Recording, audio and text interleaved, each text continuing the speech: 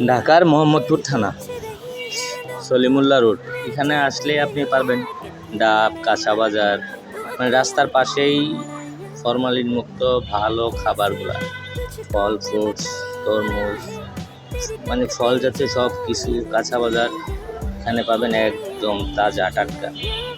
তারপরে আছে এখানে মনে করেন যে শাকসবজি তো থাকছে, তারপরে আছে আবার কিন্তু আমাদের ফাস্ট ফুড টাইপের কিছু, যেমন ধরেন ঝালমুড়ি, তারপরে শরবত, চিকেন ফ্রাই, এই টাইপের গুলোও থাকবে এখানে।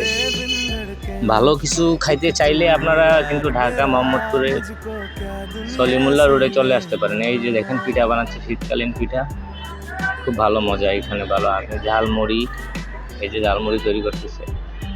তারপরে আর একটা মামা বিক্রি করতেছে ফল বিক্রি করতেছে, এই যে টাটকা ফল, একদম দামও কম এখানে, বুঝছেন। আপনারা চলে আসতে পারেন। এই আবার সিগারেটও খেতে পারবেন, চা, সিগারেট, এই যে আলু, পেঁয়াজ, রসুন, তারপরে এই যে ফাস্টফুড, এখানে হচ্ছে ফাস্টফুড টাইপের গুলা এখানে। এই সলিমুল্লাহ রোডে টাঙ্কি মাঠ নামেই পরিচিত এই জায়গাটা, এখানে চলে আসলেই